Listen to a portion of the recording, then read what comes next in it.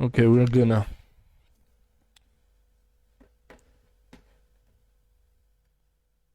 Jonesy, can you hear me? Yeah, can you hear me? You're good. Your audio's good. Okay. Let's begin. All right. And what I want to do is I actually want to share with these. I want to share a deal we just recently walked away from um, in a couple minutes. So let's get started, Valentino. All right, sounds good. So I don't know if some of you've noticed that there's been an increase in the value or multiples that a lot of business owners are asking for. Now, partly it's because of the Fed's raising interest rates, but another part of it is due to COVID. So there was this one deal Nancy was looking at. I don't know if this is the one you're going to speak on, but essentially a business was doing around $4 million. Correct me if I'm wrong. Pre-COVID, and then it went up substantially. I think they were asking 4 million, and now they're asking 12 million. And Correct. the major reasons of that was because there was the lockdowns, and a lot of people couldn't leave out their house. And then you had the government supplying individuals with these stimulus checks, so there was an influx of capital, and for a large part of that capital not used because it couldn't go anywhere. After restrictions were lifted, a lot of individuals were then going to businesses and spending more money than usual, and that drove a peak in I think about a quarter or two for business financial performance. And then a lot of these business owners assumed that to be a long-term thing when it was just a temporary spike in sales, and started setting their valuations based on that financial data. Now, the reason they did that is because it was starting of the year as opposed to ending of the year. So they saw Q1 did great, Q2 did great as well. They assumed the rest of the year to continue and carry on that trend. So we saw businesses that were previously worth $4 million went all the way up to 12 because it was based on the assumptions of these cash flows. And that's why we emphasize whenever you're analyzing the cash flows of a business, don't take it face value. You got to dig a little deeper. But Nancy, if you want to touch on your deal, we could get started on that. Yeah. So this is a medical staffing deal.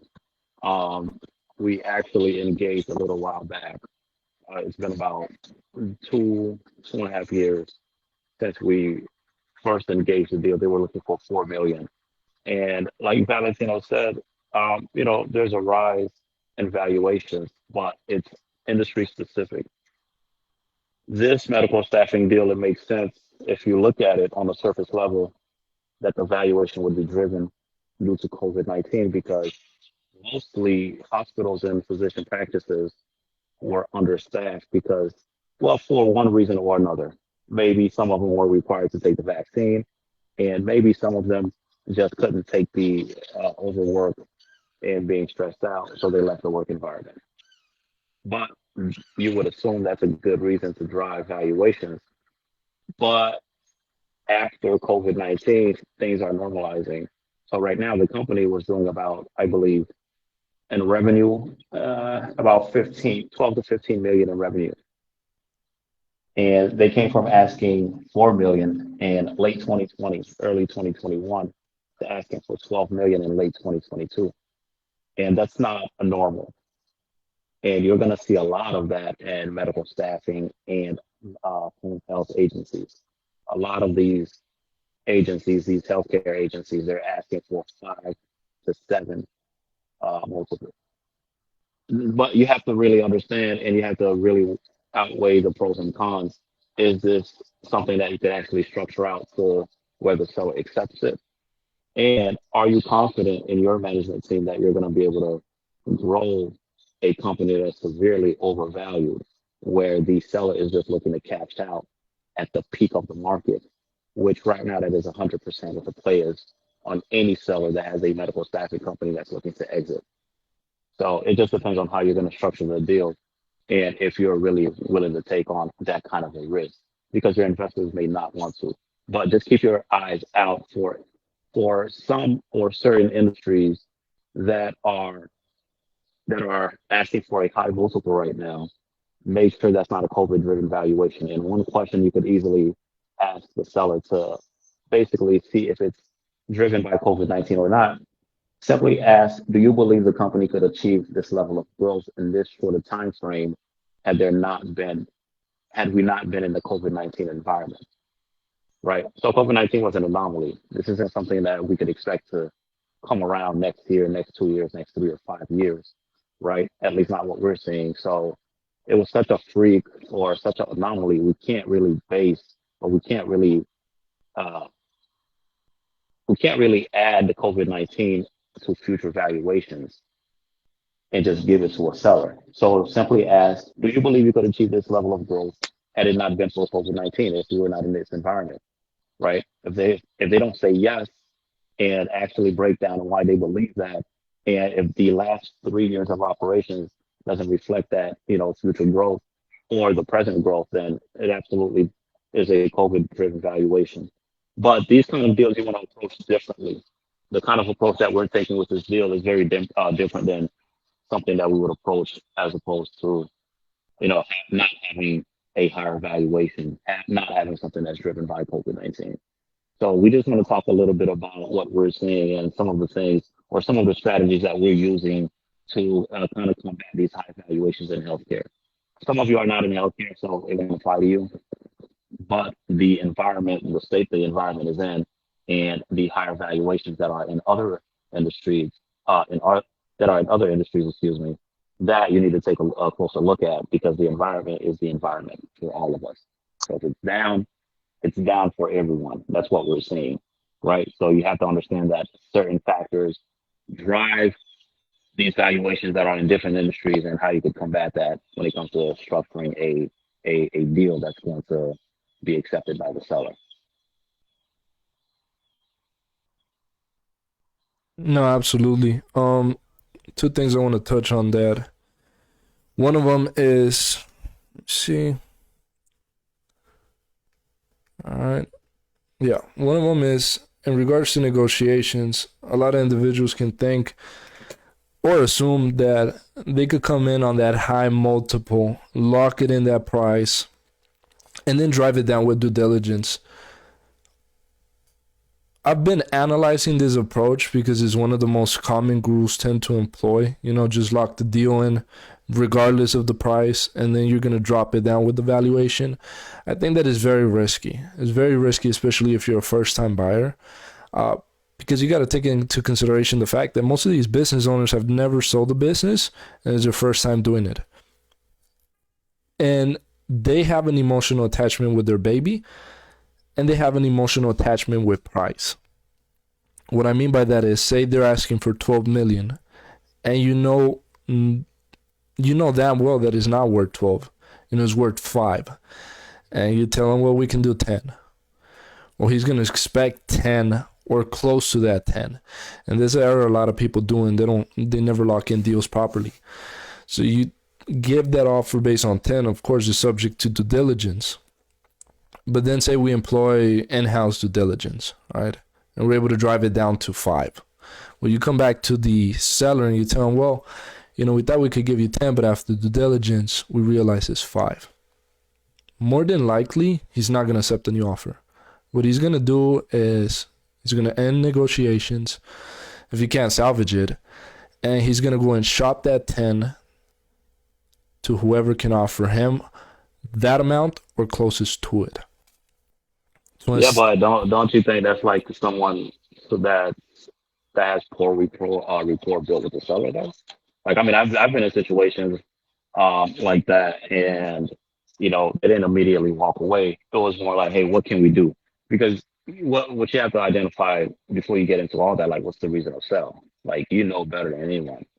There's really 3 reasons why anyone sell, right? So I think if you identify these things and you build enough rapport, I don't think they're gonna walk away after just you rejecting, um, say what they're looking for. I think that's their chance to counter offer. Don't you think so?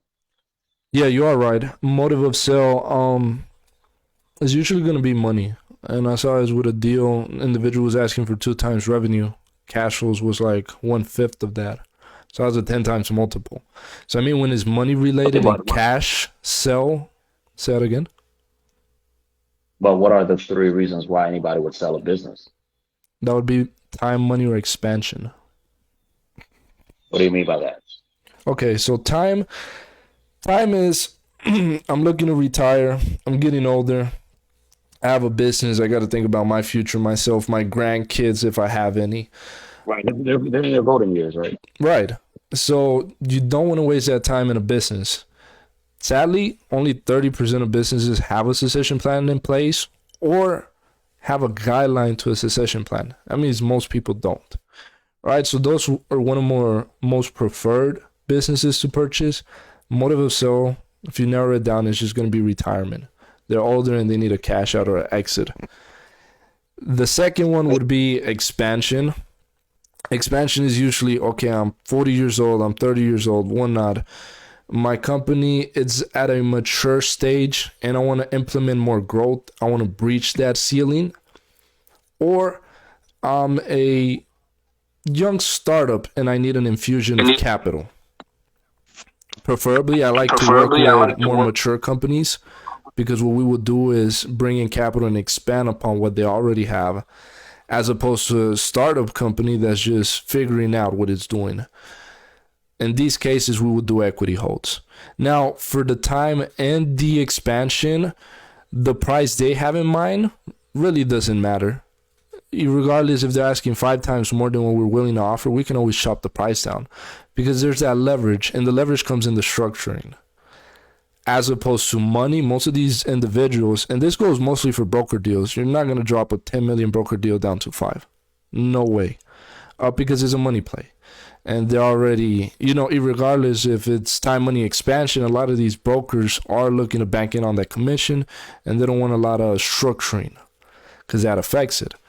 So deals like that, if you're going to go brokers and the seller specifically tells you, yo, I'm desperate for money, I need money, I'm looking to liquidate, or I just want to cash out and reinvest everything into a new venture, you got to be careful with the first offer you make because they're going to try to hold on to that, try to get the most for their business. There's not a lot of structuring involved, and I feel that's where you're gonna lose more in negotiations. The only way you could get these guys is if you have cash. If you have cash on hand, you can make them a way below market price offer and just But full wait, cash out. hold on. Before we go deep on a tangent here, you said at the growth stage of the company. What do you mean by that? Right? Are you saying that there are different stages of a company life cycle? Yes. The corporate Okay, life let's talk cycle. about that. So there's about 5, and they all end with death. A lot of these businesses we're pursuing are usually in the growth stage. After growth stage is the death stage. And that's why we're buying them for 2-3 times multiples. Why? Because a mature company is a CapEx heavy company. And I don't think there's a statement that's been thrown around very much, but you got to take into consideration this business has reached a growth ceiling of say 5-6% a year, maybe an extra percent every 2 to 3 years. They barely have any investments in research and development. They already have their products or services that they're offering. They're not really deviating much from it. Advertising is usually through word of mouth. So if you were to pay a premium for these businesses, which makes no sense, you'd be negative earnings because you would have to come in this business. And yeah, it could serve as debt as is, but that's not what we're doing. We're ultimately growing them. And you're going to have to put in a lot of capital, either from the investors, banks, or yourself. And that's capital you're going to have to pay back. And that is based on the future growth. So essentially, Okay, so we're wait. fusion growth in these companies. So the first stage is the growth stage, startup No, stage. first stage is startup. You're a Okay. startup. Then you're a young company. Then you're then you're young. Then you're young growth company. Then you're young mature company. Then you're a mature company, and then you're in the debt stage. And the difference between a young growth and a young mature company is a young growth would be any of these businesses that we see pop up that are venture backed. and they're just growing at 80%, 90%. They're the new thing, like ChatGPT, right? That's a young growth company. It's a young early stage, not really startup because they already have something they're working with, but it's growing. After that, they would more than likely settle down into their businesses like Facebook, right? They're not really a mature company. They still have that growth of a young company, but they're more settled in their ways. So Facebook is Facebook. Innovation is not really going to be at peak, but they still have that growth stage. Mature companies really affect companies, the maturity age really affects companies that are on the smaller scale, which is what we're going after. Because you could argue Walmart is a mature company, which has been around for decades, yet their growth is so impressive because they're one of the largest. So they have that competitive edge of being everywhere that's going to maintain that growth, as opposed to you're just a single company in a single location and you're small in regards to scale. Right. So, and to add to that, I always say what two things, right? So every company, it doesn't matter the age of the company, they're going to face their death. And I like to say, hey, look at GM or Ford. Now, not necessarily Ford per se, but GM and all these companies, like sooner or later, if they don't adapt to the electric car model, which they're coming along slowly, but if they don't, they're going to see their demise, So basically, like these companies have been around for about 100 years or so. And like I would say right now, and other people have different opinions, but right now they're actually going to be facing that death stage in that company life cycle. Now, my second point, and something I always say is that's why I recommend you have the right CEO, depending on the state of the company that you're at. Because right now, me myself, I have a startup company, right?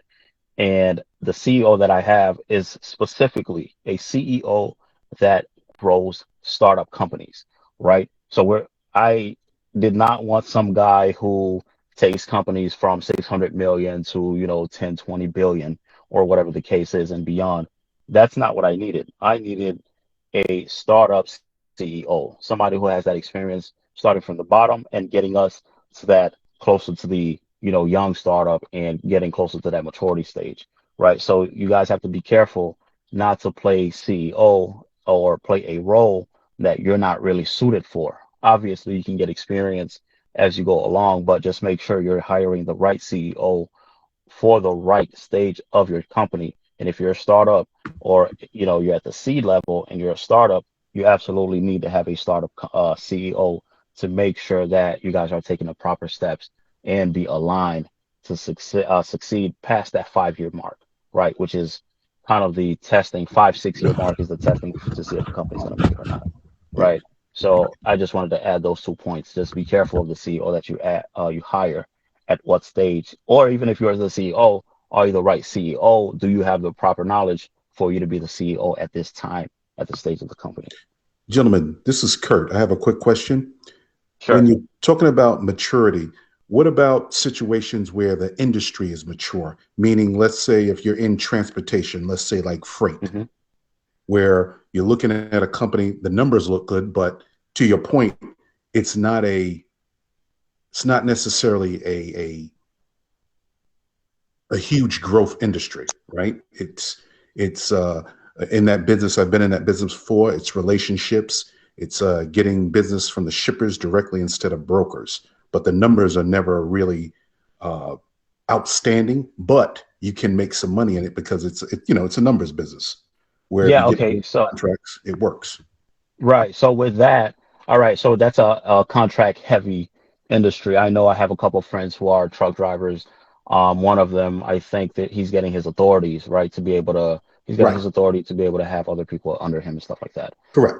So I know a little bit about that industry. The thing about that is that Hmm. industry, unfortunately, right now, it is in its death stage. But the Okay. thing is, all right, so there are a couple things, and I want to touch back on something Valentino said too, but there are a couple things.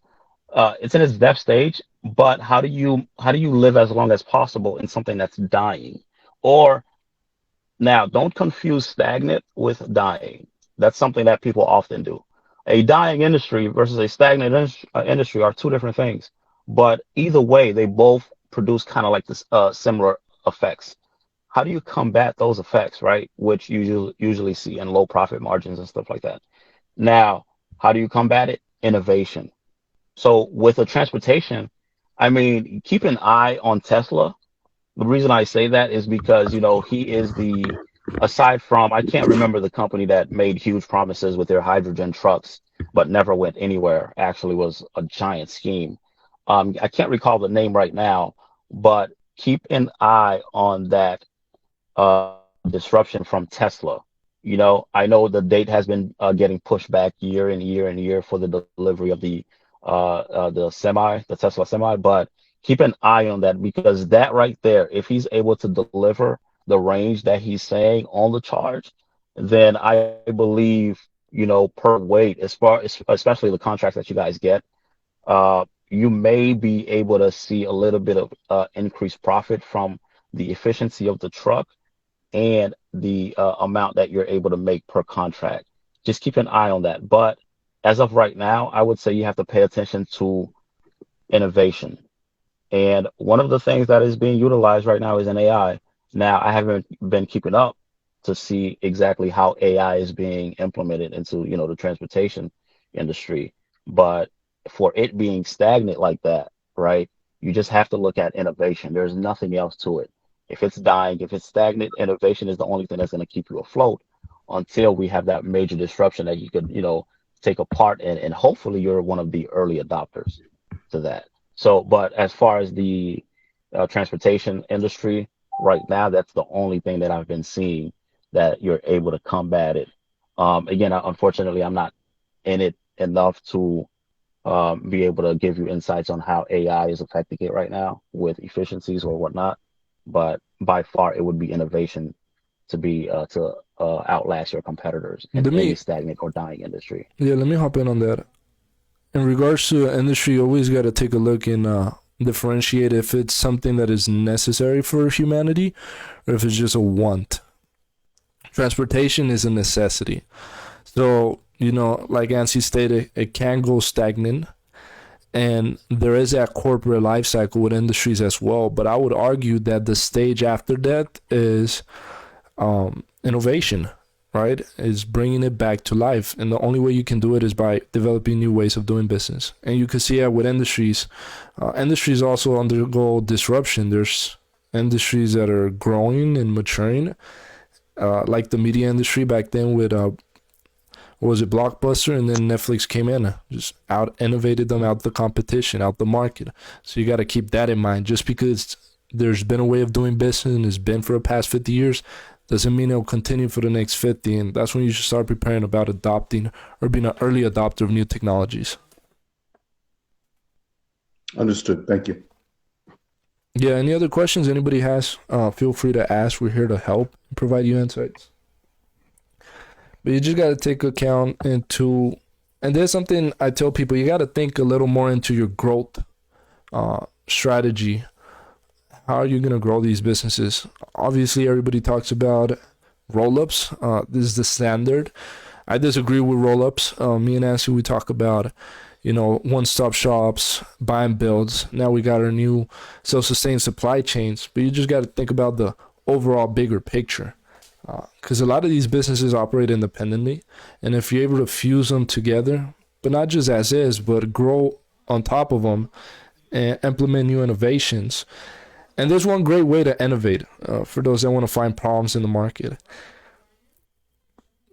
Reach out to 10 business owners, 100 business owners, the businesses you're negotiating within your industry, and ask them, what are the current problems you face? And if you could find a trend or a pattern of those problems, then it's time to start looking for a solution to them and be the first one to offer that solution. You already have a list of individuals that share that problem. Why not create a solution and offer it to them? That'll be your test trial. It just comes to being involved in the day-to-day. When you're involved in the day-to-day, then you can start seeing the inefficiencies Start finding solutions for that or better ways to do it. With us, we see inefficiencies in the way of valuing businesses. We're developing some technologies to assist with that. Now that we have AI, it's way easier. So just keep things like that in mind.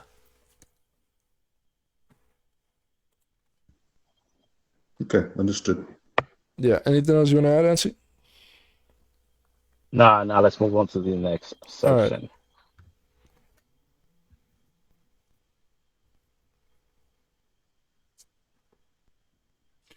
Okay. It seems like Fred Fox hopped off. All right. Yeah. Hey, I got a question. Are any of you that are on the call currently looking at deals, negotiating deals, valuing them, or anything of that sort? I'm in early stages of looking. Early stages. Just to give you some transparency, I Go for it. just exited a transportation business in December, Okay. Great. but I'm looking to get back in because I've learned some of the things that were, that I made mistakes on or things that I didn't like. Right. So I'm trying to come back stronger, but I'm just looking at other opportunities as well. That's great. And what approach do you have with your comeback? How do you want to grow these businesses? How do you want to put them together? Well, you know what? That's kind of why I'm on this call. Okay. There were things that I did that were a little bit of I think I did them a little bit too blindly. Mm-hmm. So I'm trying to learn some more things. So one of the things just now when you were talking about it, I Mm-hmm. hadn't looked into the stage of where a business was.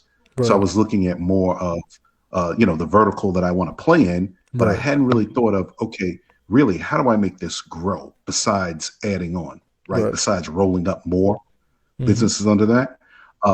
I just found out there were a lot of things that I didn't like about the business I had. One, it was too heavy on needing people.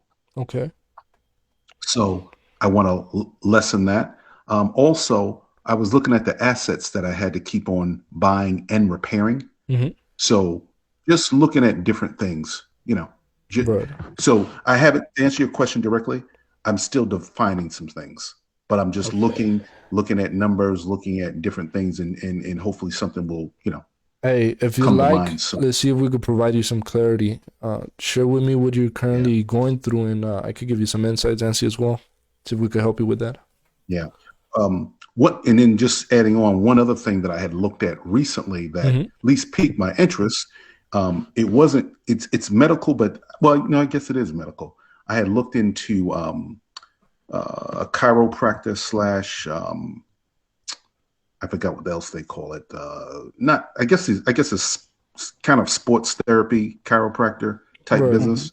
And one of the reasons why I liked it is just because I think my wife had to go and get some work done. And Mm-hmm. as I was driving there, I realized that it just seems like this business. Just talking to the owner, Mm-hmm. that for whatever reason, people are constantly coming in for work, Right. whether it's insurance claims or just on their own, they're coming in. So just made me think about that. And I was looking into that business. Don't know anything about it per se. Like I've never Mm-hmm. worked in that business. I've been in the supply chain space most of my career, Mm-hmm. but I wanted to see, Right. Let me look at other items. let me give you some insights Real, into real it. quick. Go for it, Nancy. Yeah, but one second. Just uh, real quick, Kurt. My background. I'm not sure if you know, but I just bought a $4.5 million healthcare company. So we're actually active in the healthcare industry, right? We have a couple of deals that well we just turned down one. We walked away from one deal. It was a home health deal. They were asking for about 8-9 million. We felt it was closer to about 5.8 million. Hmm. So we walked away from that deal. We have a $10.5 million medical staffing agency, and we have another occupational therapy. If you'd like, I'd love to share my investment thesis with you, just to give you some clarity on maybe some of the direction that you could go, not only in healthcare, but overall. But I just wanted to give you my background, No, in and case I you didn't know. appreciate that. I think when I first met you, you were looking at that deal. Okay. Yeah, because it was early on. You were looking at that deal, and to your point, I've looked at that space as well because I have some friends that have been calling me that are, uh, I guess you call them. home healthcare aides, Hmm. and just talking to different people. And it seems to be that especially with the population aging as it is, or where it is right now. So I've been looking at that. I've called around, spoke to a few social workers to see how the market is in my area. So thank you for mentioning that, because that's one of the areas I'm looking at as well. Things that have But a constant demand. right, right. Service Right. based. But just be Exactly. careful though when you're talking about medical staffing and home health. So the home health deal, a little bit of color on that. It was actually two agencies in one. The seller owns a portfolio of about 12, 13 companies total. And Mhm. the location here in Florida, South Florida, is the one that we were entertaining. Okay. Now, there was a skilled version and a non-skilled version. What you're going to see is when you look at non-skilled, it tends to be higher revenue, right? Hmm. And as opposed to a skilled agency. But Correct. what you're going to see is the profit margin between the home health, I'm sorry, the skilled and the non-skilled is going to differ a lot. For example, the profit margin on the non-skilled version for the deal that we just passed up, I believe the EBITDA was 890,000, but they were doing about 5 million in revenue, right? Now, Right. the scaled version, they were doing, I believe, 2 million in revenue, but their EBITDA was 1.1 million. Wow. So very, very different. The reason why is because, well, the non-skilled version, they don't need any specific, they don't have to be nurses. Let's just put it like that, right? Correct. So there's a lot of and forth, a lot of foot traffic, a lot of appointments. But the thing is, because there's no real healthcare need there, or they're not nurses, Medicare is not reimbursing you quite as much. I think it's about 250 they reimburse you. So if Correct. you take Something it like that. into Yep. account, so if you take into account how much you're paying the nurse or whoever, right, the aide for on an hourly basis and how many patients they're seeing and how many you're retaining, it's not that much. Now, if you go to the skilled side, Medicare pays about 2,000 a month per patient. So you can afford to pay your nurses $50 an hour to go see a patient. It doesn't take them more than an hour to see a patient, right? So you can pay them up to $50 or $50 an hour or more if you want to, but $50 an hour, they're going to be happy with that rate, more than happy. You're going to get great service from your nurses.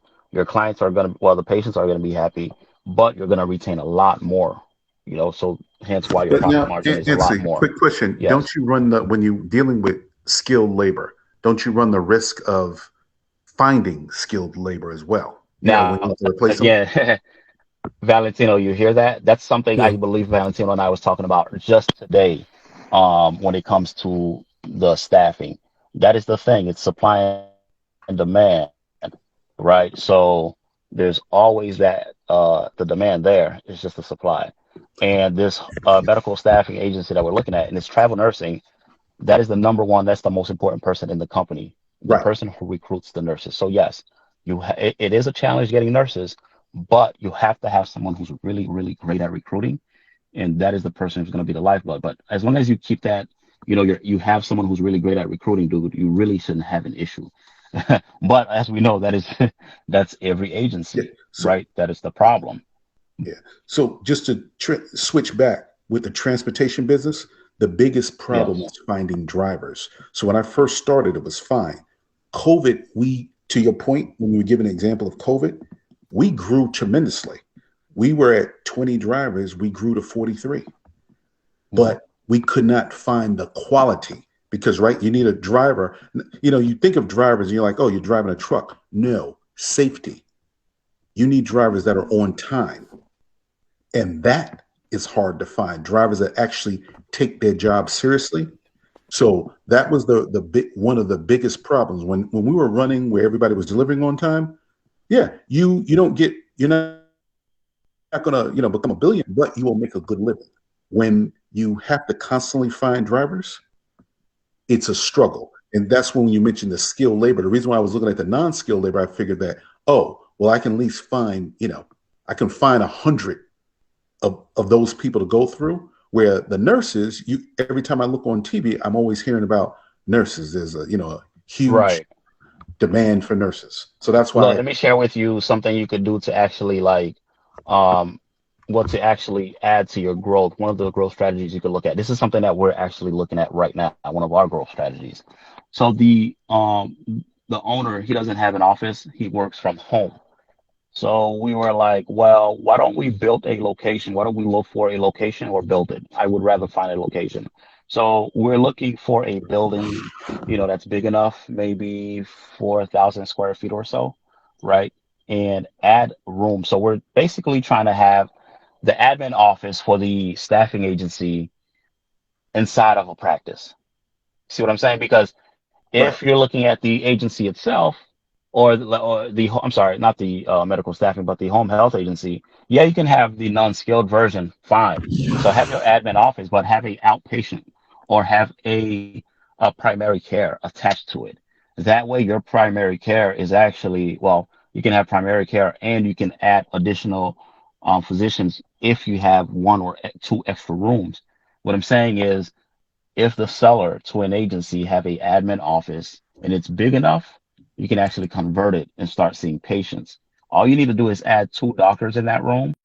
Hmm. One is a doctor that you hire. A second one is a doctor from a adjacent medical group. You have them come in and say, "Hey, use one of our office as your satellite office, and you don't pay any rent." But what's going to happen is his patient base is going to bleed into your patient base, right? And that is actually a strategy that a lot of medical practice owners use to get other physicians in their practice, right? Without them taking any Part A money, but they get like all the Part B money, or however you want to set it up. If you want to, take a portion of the Part B money that the physician brings in, or you charge them for, to stay and utilize your office space, that's one way you can go. There are several ways you can structure it, but Okay, that makes sense, like, though. I like, see what you're saying. look, okay, look, let me act as your advisor for 30 seconds and tell you what you need as opposed to what you want. But that's limited because we've only been talking for a few minutes. That Yeah. being said, I would not go back into transportation if I were you. Hmm. Okay. Just this. So from us speaking with a lot of investors, I've been back and forth from Chicago.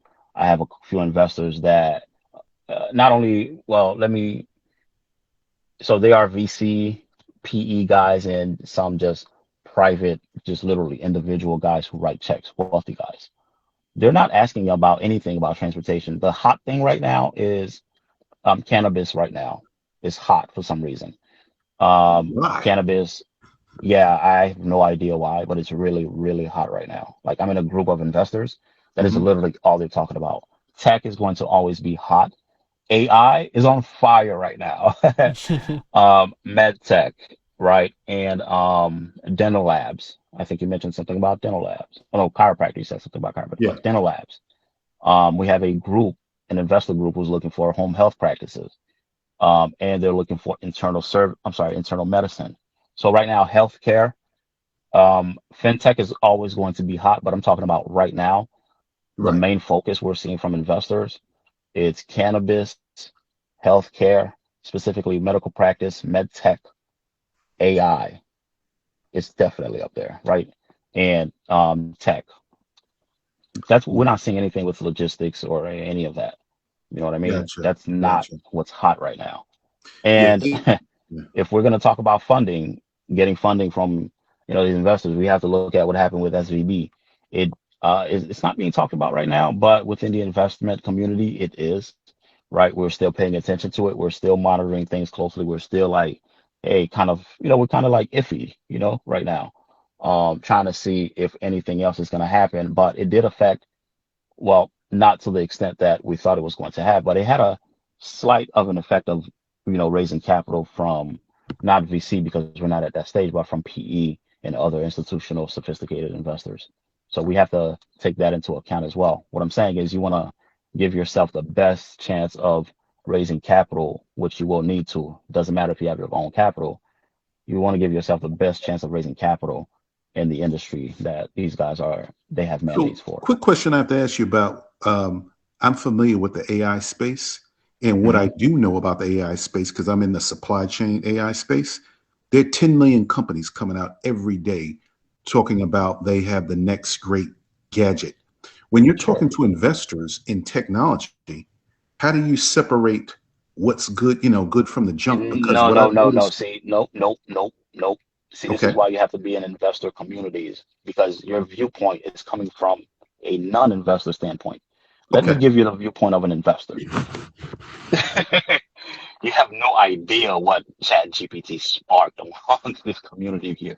Like it's another industrial revolution race. You know what I mean? Like right, I it's agree. like who is going to come out with the best and who's going to dominate. And because of that, investors are like, if you have something that works, obviously not anything, but as you know, let's compare it to 3 years ago. Let's just say 3 years ago in the AI space, how Mhm. investors, the way they were with their mandates as opposed to right now, dude, we can say there's like a 500 to a 1500% interest or mandate in AI. So what I'm saying is don't look, yeah, there's 10 million coming out per day, but guess what? How many are getting funded? Probably Hmm, 10, 20%. gotcha. As that has not been the case, historically is what I'm saying. Okay, Historically I they're see what you're funding saying. about Yeah, 2, 3%. Now they're funding 10, 20%.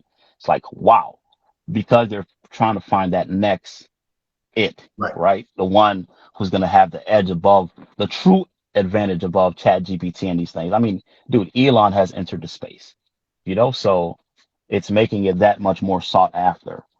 So what I'm saying is, if you have something, and okay, so with tech and AI, these things with software, it's not about having something that's generating revenue. Investors don't care about that. What they care about, well, I have to look at like the last 3 months of mandates, but if you're talking about like beyond the last 3 months of mandate in AI and software, they're looking at 150,000 users, and you will get funded up to 5 million and more.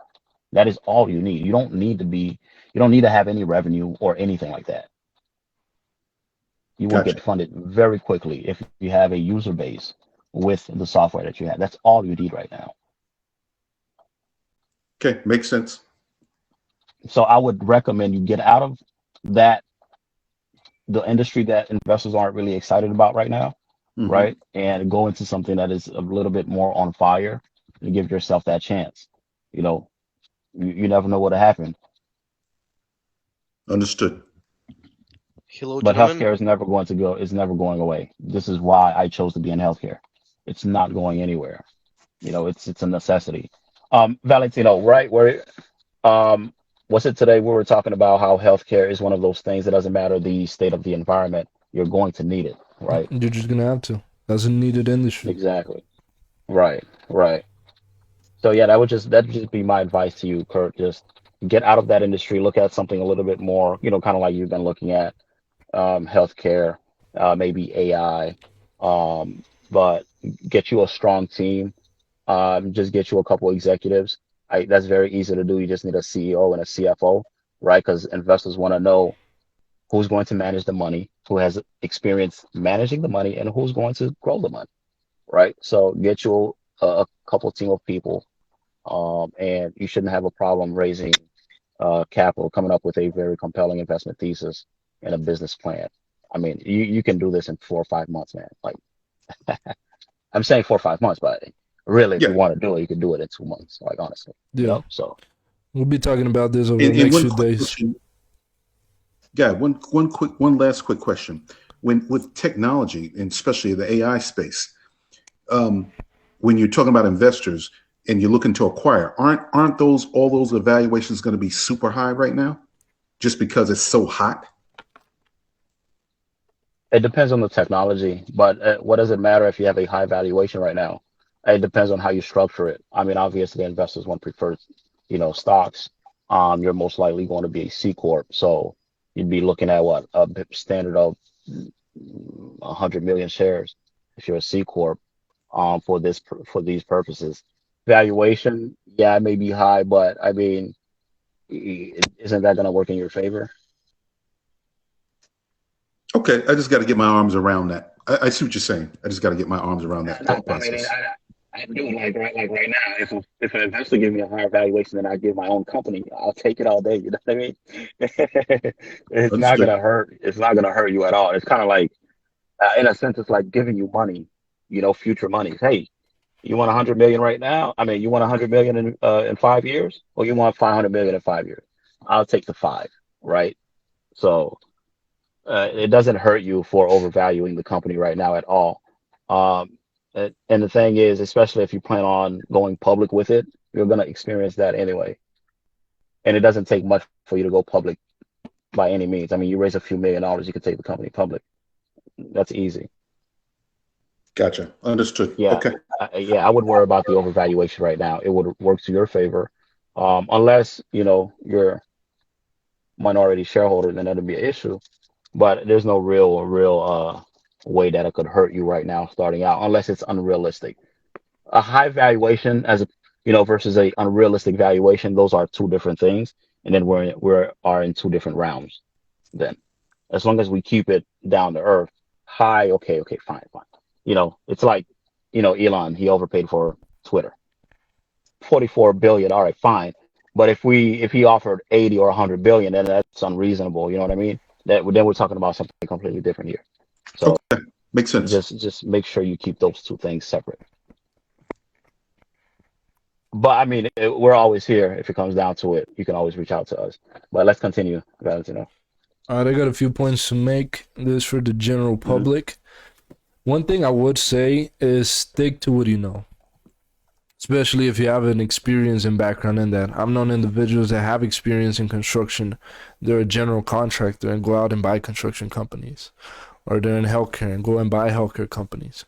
Obviously, you have to determine if the industry you're going after is something that's worth it. And I think a very simple rule of thumb is, does the government have a budget for it? For example, healthcare, 20 cents out of every dollar goes to healthcare. So we know we have that guaranteed revenue. And then after that is additional, right? That also helps you connecting with business owners. There's that element of rapport. Doctors like to speak with doctors. People like to speak with other individuals that are similar to them. So if you share that background and experience, I think it's easier to connect and negotiate with them, as well as raising capital. Though that doesn't mean if you don't have that experience in that industry that you won't be able to be successful, because that's why we ultimately have a team. So just build a proper team around you. Now, one of the things you mentioned in regards to transportation, like the difficulty of finding hard workers and stuff of that nature, I think we solved that with what we call a self-sustained supply chain, and where we become self-sustained essentially, right? Every business has its problems or areas of problems. For example, hospitals, they depend on a lot of third parties. And because you have so many third parties involved, there's a lot of inefficiency sometimes. The supply chain got disrupted. A lot of people weren't receiving drugs and pharmaceuticals. They weren't receiving equipment like wheelchairs and whatnot. But imagine if they were manufacturing or distributing to themselves those supplies. That shouldn't be an issue, right? In regards with ANSI, Right. As part of his business structure, he has the recruiting agencies to bring in those skilled nurses and those other individuals we're going to need to run and operate these companies. So that essentially does not really become an issue for us now, as long as we have the proper company to do that. So when you're looking at your overall picture, you want to look at what sectors or what items does your business depend on. And if those are things that you're not already supplying yourself with, but you're going to need indefinitely, try to make an effort and acquire those, and then start building the pieces together to where you're just dependent on yourself.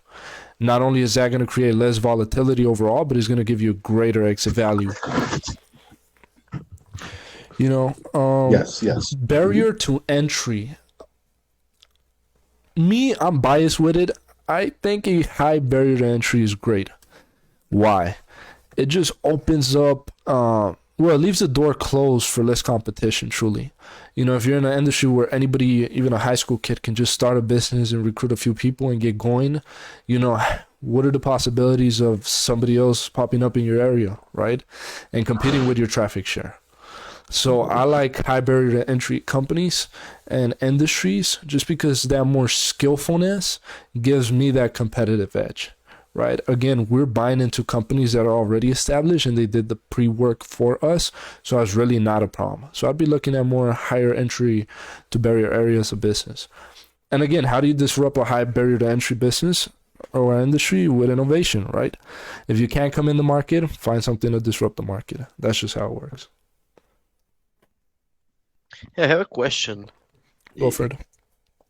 You mentioned high barrier to entry. Can you give an example? Let's say, would you say that hospitals could be, Yeah, hospitals are or extremely high Yeah, barrier to entry. no, yeah, absolutely, absolutely. In fact, what you would see, because in my investment thesis, the center of it is to acquire for-profit hospitals. I don't know if you know that. Difference between the reason why for-profit hospitals is because we're investors. We're not ran by the government or are we subsidized by the government. Mhm. So we're looking at for-profit hospitals. So there are Um, non-profit ones?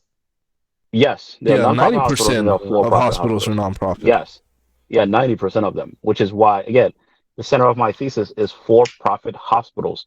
You know what I mean? But Got but it. we have a different approach to it. We're not just gonna go, which is the barrier to entry is exactly why we're not just saying, hey, let's deploy 3, 4, 5, 600 million to buy a hospital. That's not what we're doing. We're actually controlling the landscape that the hospitals depend on. As Valentino said, hospitals depend heavily on third party. So if we know hospitals depend heavily on third party, right, and we know some of the revenue drivers, they outsource. Why wouldn't it make sense to control these things that they outsource, right, which are major revenue drivers for the hospital, control that landscape, and once you have a controlled environment, you approach a hospital and then acquire it. So we have a bottom up approach as opposed to PE that have a top down, which will buy the Uh-huh. hospital and then look to control Yeah. the branches that are attached to it. We're not doing that. We're doing the opposite. And let But me add it's to a it. more Mhm. cost effective way of doing it too. That opens up the Go ahead. door for opportunity as well. Because if ANSI, we control all the third parties that a hospital depend on, what is a hospital ultimately? It's nothing but a building, right? If we have all the supplies, tools, equipment, doctors, we have everything. All we're missing is the building, and we could go acquire a building, buy a building, and set up our own hospital. Matter of fact, we could even buy a failing hospital and turn it around because we have all the supplies to provide it. So you got to Yeah, look at in that fact, it aspect would as make well. more right. It would make more sense to acquire, that's exactly our strategy. We're looking at underperforming hospitals. We don't need anything that's super established because think about it. If you want to, have your processes and procedures, you want to implement them. It doesn't make sense to get something that's super, high performing, super established. You have to get something that you want to build up.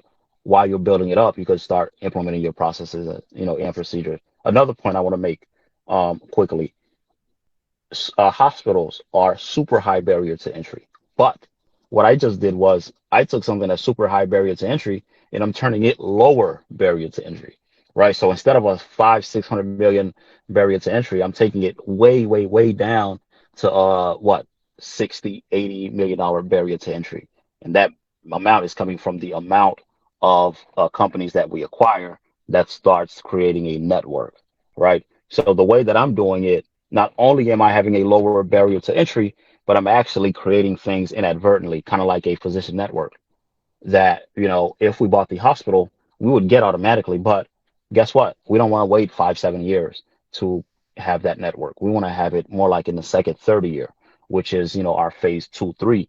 So what's allowing us to have that in an early stage versus a late stage, the strategy that we have, controlling these environment, bringing these things together.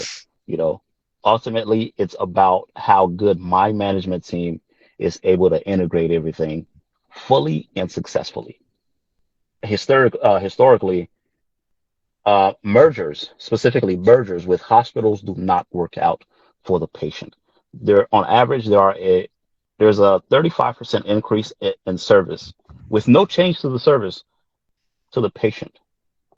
So just because, and the reason why there's such a large percentage of um, increase in services, because that merger with the hospital, these two hospitals that merge to become one tend to have more clout with the insurance companies. Now they're a bigger name, they can actually command a little bit more from the company, so they're able to say, hey, look, we're bigger now. Hey, you can actually give us a bit more discount. It's weird, but it actually hurts the patient when we're talking about mergers, specifically mergers when it comes to hospitals. So you have to think about, when it comes to mergers, what you're merging into, and how is it going to affect the seller? I'm sorry, the patient. How is it going to affect the patient and your services? Do you have plans to increase the services? Why? And in a long run and a, I don't know, 2 year to 3 year outlook, what does that look like for your business? Right? Because you want to say, hey, look, if we're able to do this because we're much bigger, we're a bigger name. Okay, you're a bigger name and you do a 35% increase. In 3 years, how many patients do you lose because of that? That's that increase with no change to the service, which is the most important part. You have to justify that increase. But if you just increase it for the sake of increasing, then your patient base is going to dwindle in a 3 year, outlook. And real So quick, what you and you're NC, actually hurting your brand. yeah, Go ahead. NC is referring to increase in price. When mergers happen, Yes, there's an increase in price for for the the same same service. services with no difference at all. So it makes no No, sense to a not patient. even right, not even quality of services increase, not even that at the least. So you have to be careful when you're talking about the mergers. But again, to going back to my point, I took something that was super high barrier to entry, 3 to 600 million, and I brought it down to about let's just say 80 to 100 million, because 100 million portfolio, then we could have actually start having enough swaying power to be able to make our move towards the hospital.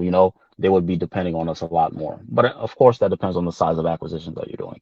Nonetheless, you decrease that, right? The barrier to entry, but you're also you want to make sure that you're keeping the name, well, not the name, but the service is the same. You're not increasing prices for no crazy reason. So just pay attention to that. But your industry, if it's a high barrier to entry, it could actually take the same model or the same framework that I have, take it and apply it to your industry. If it's super high barrier, okay, is that something that is in the center of something else, right? If you're looking at, let's say, HVAC, is there something that is above HVAC that could be in the center that depends heavily on HVAC, or it depends heavily on contracting, or it depends heavily on plumbing, right? So you can look at these things, whether it's real estate or whatever else, or if it's tech, you could take the same framework and apply it and see if there's a way that you could take something that's high barrier to entry and just bring it down by acquiring the things that one thing depend a lot more on. But again, these things that we're talking about, this is not the norm here. This is something Right. that I came up with, right? We have not discussed this, so this And is where the innovation part comes in here. and one way you can go about it is look at the industry supply chain. Who are the suppliers and who are the buyers for that specific type of business? And then you just go up the supply chain and you start supplying yourself. And then you just work your way from there. But again, we do things in a more corporate manner. We take after investment banks. The industry really doesn't do it. They try to do it individually. And the reason we do it more corporate is because of the failure rates. I don't know if anybody's aware of them, but merger and acquisition, they're two words. You got mergers and you got acquisitions. Initially, you start with an acquisition. The failure rates for institutions, and these are stats between 13 different institutions. This is family offices, private equity, uh, corporations themselves that acquire businesses, and so on. Failure rates are anywhere between 20 to 40% on an acquisition. For individuals like acquisitionpreneurs and search funders and independent sponsors, is up to 90%. Now, mergers, on the other hand, have the highest failure rates. For institutions, it goes between 40 to 80%. For individuals, up to 90%. Because it's just that hard to get these companies that are so vastly different from each other and putting them together, right? So sometimes it's better to just leave these businesses running themselves and keep adding to that type of business, and then ultimately they all come together and do their part, as opposed to fusing two that really can't be fused. So there's that more corporate structure with the way we do our deals.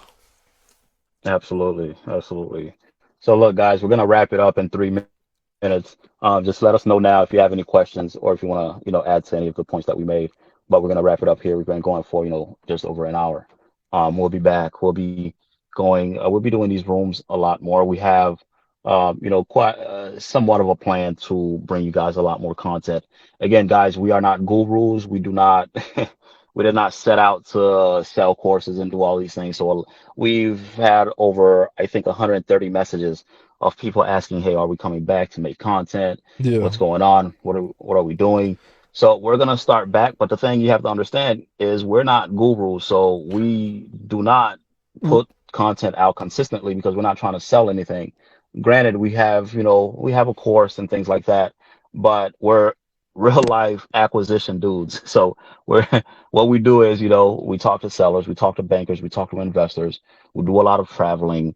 I'm actually in the middle of a capital raising, a $14 million capital raising as we speak.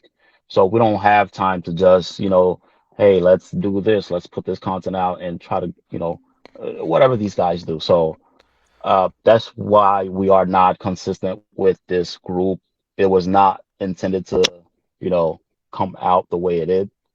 We did not plan to have, 1,700 members and all these things, but we have it. So we feel like we have somewhat of a responsibility, right? Because we have so many people reaching out to us. We did not think it was to that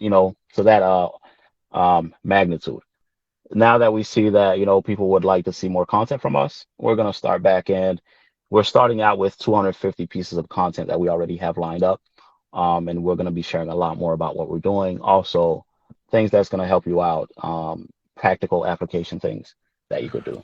Just One, wanted to put that out there as to why we've been missing. one big differentiation between us and the other people in the industry teaching the gurus essentially is we're not teaching you how to buy a business. Ultimately, we're teaching you how to manage a fund, and that's way larger. Playing with people's money, you're gonna have to make investment decisions. How do you make the best? How do you not overpay? How do you ensure you're able to get these high returns because you're competing with other individuals, raise hundreds of millions of dollars, and maintain that competitive edge?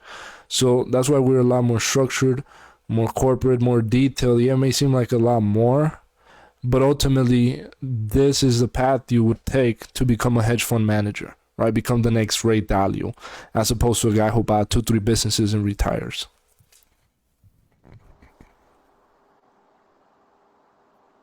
So with Right. with that said, So, is there any last questions before we wrap it up? Yep, I probably missed it, but Nancy, can you touch back a bit more on the financing aspect of those deals? What are you doing which at the deals? moment, essentially? Of these acquisitions, the potential targets. Well, the financing is already lined up. That's something that I've been working on since the year started. In fact, I've been traveling Uh-huh. back and forth, meeting with. I met with some VCs, but they're a waste of time. You guys do not need to meet with VCs right now. Anybody who says they're trying to raise capital, going to meet with VCs are lying. They don't know what they're talking about, and they're full of it. VCs are the wrong ones to be talking to when you're talking about a startup. You need to be speaking with pre-seed investors, angel investors. PE is the highest level I would recommend you go. But the funding is coming from a couple firms. I have about three investors lined up. One that is in healthcare, one that created some kind of software for hospitals, and another one he's more sophisticated. The capital we have is already committed. It's already lined up. We have it earmarked for, exactly the deals that we have now. Um, we were actually anticipating that the next funding round would be January of next year. Unfortunately, that's not the case, and we have to start another funding round. But fortunately, we have a couple of investors that are with us. It's bittersweet because they can't invest anymore; they have capital tied up. But we have other investors that we could just easily bring on, not bring on, but pitch, and see if they're gonna, commit any capital. Um, Banks aren't really something that I'm looking to utilize with respect to the acquisition financing, maybe more Hmm. of the uh, line of equity like we did the first deal. But again, the way I'm doing things is very different than other people would recommend. And I am still majority shareholder of my company. At the end, I do recognize I would probably own only 20% of it. That being said, that 20% will always be majority shareholder. So it's not about how much you have, is are you the majority shareholder, right? And voting rights, obviously. But financing, going back to your question, is already secured. which is 100% equity at this point. I'm not too fond on using banks for any reason other than a line of credit, which we don't even need to use the banks for because that's in your fund. It's earmarked for that specific purpose. Got So it. it's coming specifically from investors right now. Mhm. Interesting. Especially for the first deal, how are you supposed to set it up in a way that you don't give out that much equity if you're going Okay, to this is invest what you heavily? have to understand. I hate when like what okay. This is a mentality I hope like really people get out of. I hear people say, "Well, I don't want to lose my company. I don't want to lose my company." I understand that. I totally get it. But that being said, you really think you're going to cash out at, I mean, multi million, let's just say hundreds of millions, if not billions of dollars. You haven't put any money into it and you're the like majority shareholder of the company. You're retaining what? These guys think they're in fantasy land thinking they're going to own 55, 65% of their company. What? Like, show me one person besides Tyson, the guy who creates the vacuums. He's the only guy I know who owns 100% of his company without any investors. And it's $1 billion company. But this is not the norm here. You know what I mean? So, like, you guys have to get out of that mentality. I don't want to lose my company. Well, this is not for you. This is not the game you need to be playing in. And what, like, define to me what losing your company means. Like I said, ultimately, if I'm exiting at $1 billion, I will probably only exit at 10% if we're being realistic. Like, but I would still be majority shareholder, right?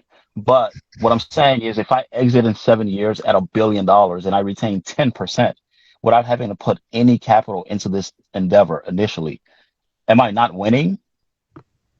So like Exactly. you don't want to lose your company. When people say that, they're trying to say, "Oh, I don't yeah, I want to retain 65, 50% of the company," Like that's fantasy, man. That's fantasy. Because if you are able to pull that off, you wouldn't be, trying to acquire a $5 million company. You would be positioned to have a lot more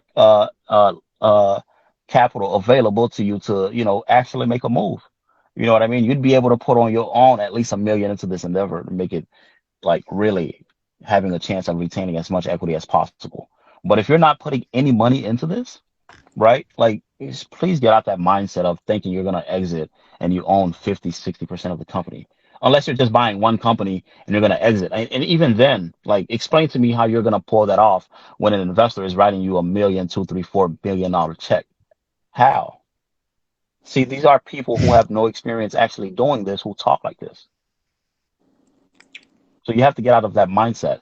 Look, dude, my philosophy is I would rather 50% of a watermelon than 100% of a grape. That's my mindset. And see, I think people get caught up in the VC game. So I have a friend who has a software company, and he took VC money, and that's what happened. He obviously he wanted the check, but then when he got it and he realized all the rules and regulations, he realized he quote um, some decisions he couldn't make on his own. Yeah, but Kurt, that's capital raising, period. Yep. Like that's it's not even VC. That's a play that you're gonna make with anyone. Dude, in my real estate days, like I've utilized tons of hard money. My first dude, I had no idea how hard money lenders were. I I thought, okay, look, here's the money, buy. No. Like these guys are gonna look at the deal with you. They're gonna underwrite it, make sure like they're your second pair of eyes type thing. Right. Right? They're gonna be speaking with you. They want to know, hey, this money I gave you, like how's it going? If you can't handle that pressure, like this isn't for you. You know what Right. I mean? So it's not No, just no. a My point VC was the thing. second time he went around, he didn't Mhm. take VC money because he wanted Great, more control. great. Oh, Valentino could he could attest to this. Yeah, but I turned then down 3 million. yeah, Yeah, I turned down three yeah, million from a billionaire. The first I'm talking about Kurt, the first amount of money I ever got offered when I got into M&A Hmm. was from I'm not gonna say his name, but there's a Yeah. very wealthy guy in Texas, right? Made his Hmm. money in like oil and stuff like that. He tried the healthcare thing back in like the 90s, didn't work out, but he's looking to park his money into things. He's like the first dollar investor type of thing. Dude, Yeah. I had a $5 million founders round, and we'll touch on the founders round thing like next time. Hmm. But you shouldn't have a team who you're giving founding equity to if they're not putting money in your pot. That's another episode. But I was doing a $5 million founders round, and one guy was giving me three, and the other guy was supplying two. Very cut and dry. The first guy said, "Here's 3 million, but NC, I need 30% for this 3 million." I went to my cap table, I plugged that in, I looked at how much equity I was giving the rest of my team, I looked at how much equity I was gonna have left, and I looked at how much he was gonna have. Of course, you take into account a little bit of dilution here and there. I was like, I don't think I'm comfortable taking 3 million for 30%. Dude, it's all up to the fundraiser. Like, Hmm. you don't have to take that money. But Right. like you said, he took the check. Dude, like Valentino could tell you this. There are plenty of times I'm like, man, I wish I would have just taken that 3 million. I wish I would have taken it, man. But Right. hindsight is 2020, and now I thank God I didn't take that money. There are plenty of people who have different perspective. A lot of people also, again, we're gonna talk about this in another episode, but watch your team because I had a couple guys on my team who was like, Anthony, just take the check, just take the fucking check. Right. I'm like, what? He's like, yeah, take the check, man. Everything's gonna go smoothly. You're gonna be able to pay me. You're gonna be able to pay this guy. We need money, man. Like, we need money. You gotta. I'm like, nah, man. So be careful with your team as well. Then I had some people who are like, no, that was a good call. Great. I'm glad. I'm really glad you didn't take that money. So you have to be careful who's on the team and what their intentions are. You know what I mean? So, Gotcha. but I turned down 3 million doing it. I think that was the best decision I made because that right there, me turning it down, actually like derailed the whole freaking $5 million round because after that the other billionaire was like, well, I'm out. I haven't spoken to him since. This was like late 2020.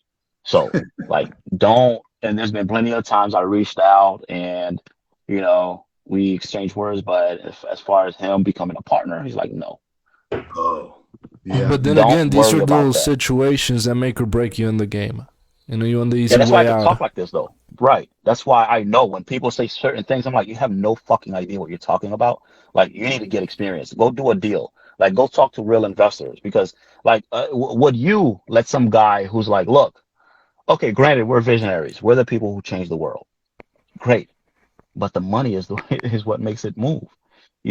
So can you imagine someone comes up to you, hey, I have a great plan, but I need you to pay everything.